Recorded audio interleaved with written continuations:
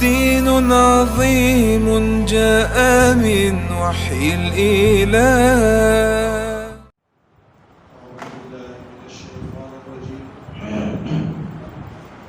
بسم اللہ الرحمن الرحیم.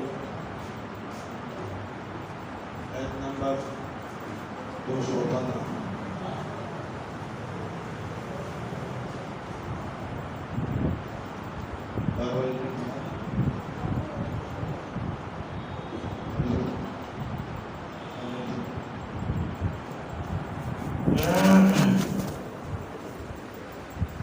يسألونك ماذا ينفقون.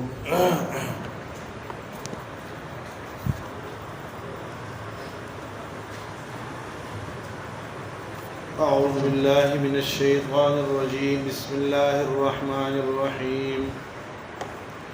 يسألونك ماذا ينفقون. قل ما أنفقتم من خير فللوالدين والأقربين واليتامى والمساكين وابن السبيل وما تفعلوا من خير فإن الله به عليم.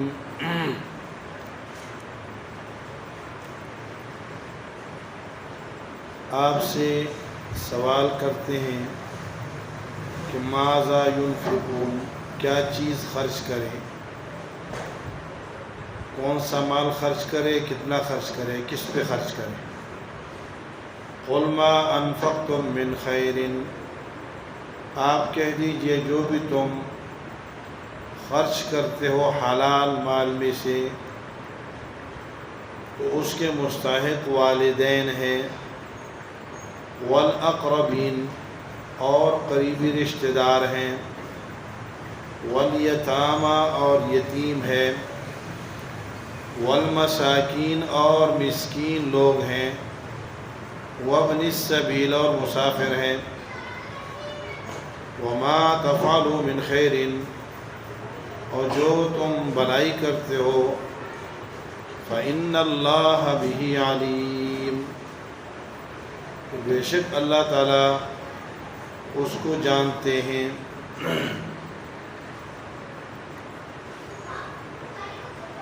یہاں تک سورۃ بقرہ کا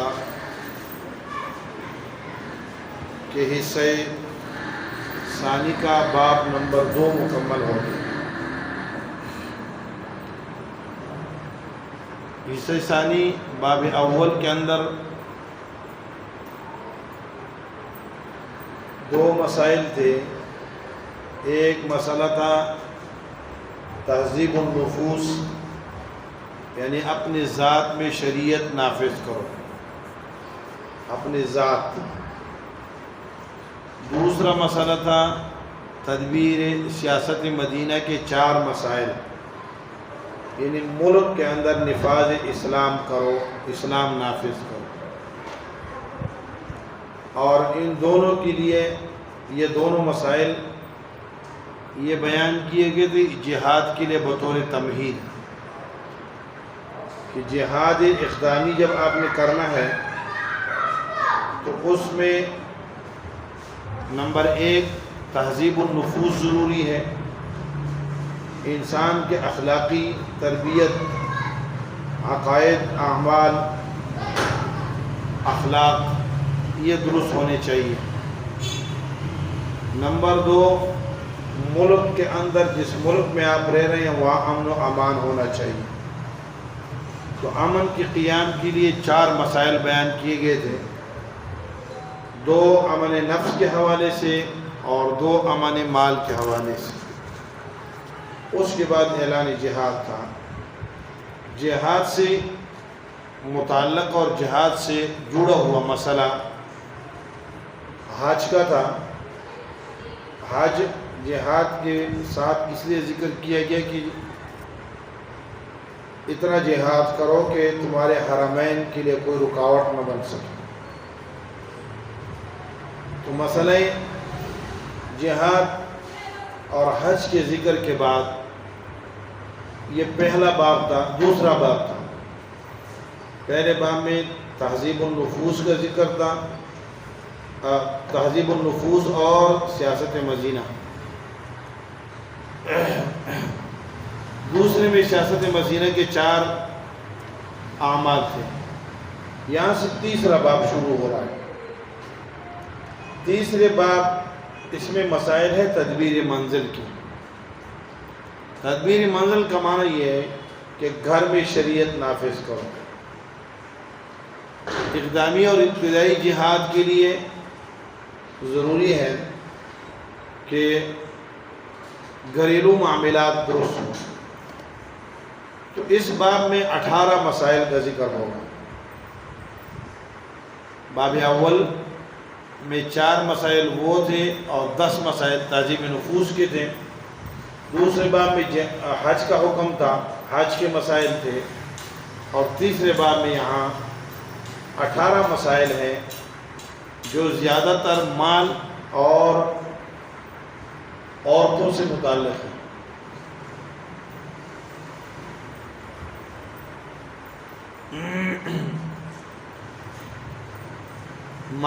مالی مسائل بھی اس میں ذکر ہیں اور عورتوں کے احکامات، گھریلو احکامات وہ بھی ذکر ہیں.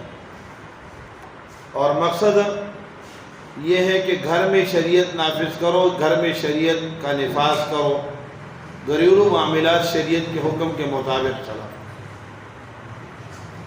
اس کا پہلا مسئلہ ہے خرچ کرنا، مال خرچ کرنا. اور یہاں بالاتفاق مال خرچ کرنے سے زکوٰۃ مراد نہیں ہے. تمام مفسرین کا اس بات پر اتفاق ہے کہ یہاں جو اس آیت میں اس انفاق کا ذکر ہے تو یہ انفاق سوى الزکوٰۃ ہے. کیونکہ صلی اللہ علیہ وسلم نے فرمایا ان فی المال سوى الزکوٰۃ حق. مال میں زکوٰۃ کے علاوہ بھی بہت سارے حقوق ہیں. تو زکوٰۃ کے علاوہ حقوق یعنی نان نفقہ خرچ. تو نان نفقہ سب سے پہلے انسان پر اپنا اور اپنی اولاد کا نان نفقہ واجب اور لازم ہے.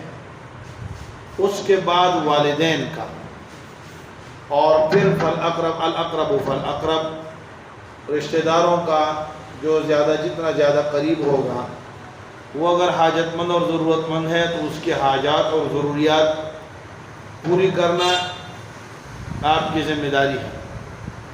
اس کی وجہ یہ ہے کہ آپ اگر احکامات اگر ان کی مالی ضروریات پوری کریں گے نہیں کریں گے تو وہ محتاج ہو کر بد اخلاقی کا شکار ہو جائیں گے، چوری ڈاکے کا شکار ہو جائیں گے. اور جب آپ کا کوئی رشتہ دار چوری میں گرفتار ہوگا تو آپ نہ جہاد کر سکیں گے، نہ تبلیغ کر سکیں گے، نہ کوئی دین کا کام کر سکیں گے. آپ ادھر الجھ جائیں گے. یا کبھی کبھی ایسا بھی ہوتا ہے کہ کاد الفقر ان یکون کفرا. آپ کا قریبی رشتہ دار ہے وہ فقر کا شکار ہو چکا ہے تو فقر کبھی اسے کفر پر مجبور کر دیتا. تو فرمایا کہ خرچ کرو. اور اسے شروع کیا یسألون کا سوال سے. حضرت عمرو بن جموح رضی اللہ تعالیٰ عنہ آپ صلی اللہ علیہ وسلم کے پاس آئے اور آپ سے پوچھا کہ میرے پاس مال ہے تو اس میں سے کتنا خرچ کروں اور کس پر خرچ کروں. تو اس پر یہ آیت مبارکہ نازل ہوئی. اس لیے امام ابن کثیر رحمۃ اللہ علیہ نے ماذا ينفقون کا معنی فی ای موضع ينفقون کہاں خرچ کریں کا کیا. اور ماذا ينفقون کم من مال ينفقون اپنے مال میں سے کتنا خرچ کریں. تو دونوں کے جواب آیت مبارکہ میں آئے. لیکن ما قبل سے اس کا ربط کیا ہے تو اس کے 2 قسم کے ربط علماء نے بیان کیے ہیں. ایک ربط یہ ہے کہ اس کا تعلق ہے پیچھے آیا تھا کہ تمہیں آزمایا جائے گا بأسا اور ضرا. بأسا کا معنی کیا تھا؟ مالی تکالیف. پھر مالی تکالیف ہم نے بیان کیے تھے کہ 2 قسم کے ہوتے ہیں. ایک تکوینی ہوتے ہیں جو اللہ کی طرف سے ہوتے ہیں اور ایک تشریعی ہوتے ہیں جو شریعت کی طرف سے مقرر ہوتے ہیں، زکوٰۃ، صدقات واجبہ، صدقۃ الفطر۔ تو یہاں ان بعثۂ تشریعیہ یعنی تکالیف تشریعیہ جو مال کے اندر ہے، مال کے اندر جو تکالیف شرعی ہیں ان کا ذکر ہو رہا ہے، تو مستهم البأساء کے ساتھ اس کی مناسبت ہے، اس کا تعلق ہے۔ یا دوسرا یہ ہے کہ یا ایھا الذین آمنوا ادخلوا فی السلم کافہ، پیچھے بیان کیا تھا کہ اسلام میں پورے داخل ہو جاؤ، تو اسلام میں پورے داخل ہونے کے لیے تشریعی احکامات بیان کیے جا رہے ہیں، تو اس کے اندر تشریعی احکامات ہیں، مال کیسے کمانا ہے، کیسے خرچ کرنا ہے، نکاح کیسے کرنا ہے، طلاق کیسے دینی ہے، یہ سارے مسائل ہیں۔ ان 18 مسائل کے اندر عموماً بلکہ سب کے اندر شروع میں اجتناب کا ذکر ہے۔ سب میں کیا ہے؟ اجتناب، بچو، فلاں کام سے بچو، فلاں سے بچو، فلاں سے بچو۔ تو یہاں بھی دونوں چیزیں ہیں، یعنی ذو جہتین معنی ہے، ایک طرف ترغیب ہوگی، دوسری طرف اجتناب ہوگا۔ تو یہاں مال خرچ کرنے کی ترغیب ہے، اس کے ساتھ ہی کیا ہے؟ تبذیر اور فضول خرچی سے اجتناب کا بھی حکم ہے۔ تو سوال حضرت عمرو بن جموح نے کیا تھا، صیغہ جمع کر رہے گیا، یسألونک، پوچھتے ہیں، اور یہ تقریباً جہاں جہاں صحابہ کرام کے سوالات کا ذکر ہوا ہے وہاں عموماً جمع کا صیغہ لائے ہیں، یسألونک۔ سوال اگرچہ کسی ایک صحابی نے کیا ہو، لیکن یہ جمع صیغہ لانے میں حکمت یہ ہے کہ یہ سوال گویا کہ سب کا تقاضا ہے، سب کا تقاضا ہے، اس لیے رب العالمین جمع کا صیغہ استعمال کرتے ہیں، اگرچہ سوال ایک آدمی نے کیا ہو۔ تو فرمایا یسألونک ماذا ينفقون، آپ سے سوال کرتے ہیں کیا چیز خرچ کریں، کیا خرچ کریں، کہاں خرچ کریں۔ ماذا ينفقون، کم من مال ينفقون، مال میں سے کتنا خرچ کریں، وفی ای موضع ينفقون، اور کس جگہ پہ خرچ کریں۔ تو جواب آیا قل ما انفقتم من خیر، کہہ دیجئے جو بھی تم خرچ کرتے ہو، مما من خیر، مال میں سے، خیر مال حلال کو کہتے ہیں، مال حرام کو خیر نہیں کہتے، مال حلال جو خیر اسے خیر کہا جاتا ہے۔ ما انفقتم من خیر، جو بھی تم مال حلال میں سے خرچ کرو گے، علامہ ابن کثیر اس کا من خیر من مال حلال، حلال مال میں سے جتنا بھی تم خرچ کرو گے، جو بھی خرچ کرو گے تو اس کے مصارف اپنی ذات اور اولاد کے بعد پہلا مصرف اس کا والدین ہے۔ زکوٰۃ والدین کے اوپر نہیں لگتی، ٹھیک ہے۔ زکوٰۃ کا مسئلہ یہ ہے، اصول ہے، اصل الاصول، جن دو آدمیوں کے درمیان ولاد یا زواج کا رشتہ ہو، یہ بڑا، آپ مفتی بن جاؤ گے، ٹھیک ہے، اگر آپ کیا کرو گے، اصول یاد کر لو گے۔ اگر آپ ریاضی کا ایک اصول یاد کر لیتے ہیں تو آپ ریاضی کے ماہر بن جاتے ہیں۔ کسی بھی علم کا آپ جب آپ کلیہ یاد کر لیتے ہیں تو اس کلیے کے اوپر آپ ڈالتے جائیں، جہاں بھی آپ کو بندہ نظر آئے، جہاں بھی آپ کو کیا نظر آئے، جزیہ نظر آئے، اس کلیے کے اوپر اس کو جانچو، اس پہ اتر رہا ہے ٹھیک ہے، ورنہ تو نہیں اتر رہا، مفتی ہوگا۔ تو اصول یہ ہے کہ جہاں بھی زواج اور ولاد کا تعلق ہو، رشتہ ہو، ولاد یعنی باپ بیٹا، وَإِن سَفُلَتْ، باپ وَإِنْ عَلَا، اگر اوپر ہو، بیٹا نیچے، پوتا پڑ پوتا نیچے۔ وہ میں نے ایک دن کہا لکڑ پوتا سکڑ پوتا، تو ساتھی ہنسنا شروع ہو گئے کہ یہ کیا ہوتا ہے، ٹھیک ہے، دادا پڑ دادا، لکڑ دادا، ککڑ دادا، سکڑ دادا، ٹھیک ہے، اوپر تک جتنا مرضی چلے جائیں۔ تو یہ رشتہ ہو۔ دوسرا زواج، زواج یعنی میاں بیوی کا رشتہ، میاں کی زکوٰۃ بیوی اور بیوی کی زکوٰۃ میاں کو نہیں لگتی، اس لیے آیت سے میں زکوٰۃ مراد نہیں ہے، والدین پر کیا ہے، نان نفقہ اور ان کا خرچہ، اگر وہ ضرورت مند ہے اور آپ سے الگ نہیں ہے. اگر الگ بھی ہے پھر بھی ضرورت مند ہے تو ان پر خرچ کرنا آپ کی ذمہ داری ہے. والاقربین، اور قریبی رشتہ دار. الاقرب فالاقرب، جو جتنا قریب ہے وہ اتنا ہی آپ کے صدقہ، آپ کے خیرات اور آپ کے عطا کا مستحق ہے. اس لیے آپ صلی اللہ علیہ وسلم نے فرمایا کہ الصدقۃ علی القریب صدقۃ وصلۃ. رشتہ داروں کے اوپر صدقہ کرنا، رشتہ داروں کو صدقہ واجبہ دینا یا زکوٰۃ دینا، یہ کیا ہے؟ صدقہ بھی ہے اور ساتھ میں صلہ رحمی بھی ہے. اس کے ڈبل حیثیت ہو جاتی ہے. والاقربین والیتامى، اور یتیم. یتیم اسے کہتے ہیں جو کیا ہو، جو جس کا باپ مر گیا ہو اور وہ حد بلوغ تک نہ پہنچا ہو. جب بالغ ہو جائے پھر یتیم نہیں ہے. حضرت ابن عباس رضی اللہ تعالیٰ عنہ نے یہی تفسیر کی ہے. یتیم وہ ہوتا ہے جو کیا ہو، جو نابالغ بغیر باپ کے ہو. ہمارے علاقے میں ایک آدمی کا والد فوت ہو گیا تھا، تو اس کا بیٹا الیکشن لڑ رہا تھا. تو وہ جب الیکشن میں جاتا تھا لوگوں کے پاس، وہ کہتا میں یتیم ہوں. تو ہم نے بھی ایک بندہ کھڑا کیا ہوا تھا، تو وہ بھی کہتا تھا میں بھی یتیم ہوں، لیکن میرے والد صاحب کچھ عرصہ پہلے فوت ہوئے ہیں، آپ کو یاد نہیں ہے، اور اس کے والد یاد ہیں. تو یتیم وہ کہتے سے پوچھو یتیم شریعت میں کس کو کہتے ہیں. تو الیکشن لڑ رہا تھا، ایم بننے کے چکر میں تھا، اور ساتھ میں لوگوں کو روتا تھا کہ میں یتیم ہوں، میرے اوپر مہربانی کرو، رحم کرو. تو یہ یتیم نہیں ہوتے. یتیم وہ ہے جو کیا ہے، جو نابالغ ہو اور جی تو اس کے اوپر خرچ کرنا. والمساکین، مسکین سکانہ سے جو کیا ہو، چل پھر نہیں سکتا اور حاجت مند اور ضرورت مند بن گیا ہو. وابن السبیل، اور مسافر اگرچہ گھر کے اندر، علاقے کے اندر بڑا چودھری ہے، وڈیرا ہے، لیکن سفر میں کیا ہو گیا ہے، اس کے اوپر حالات آ گئے ہیں، مشکل میں پڑ گیا ہے، تنگ دستی میں کا شکار ہو گیا، تو اس پر بھی خرچ کریں. وما تفعلوا من خیر، کیا خرچ کرنا ہے؟ فرمایا جو بھی خیر، جو بھی اچھائی کرو گے، یہ اللہ نہیں بتا رہے، یہ اللہ رب العالمین نے تعین نہیں کی.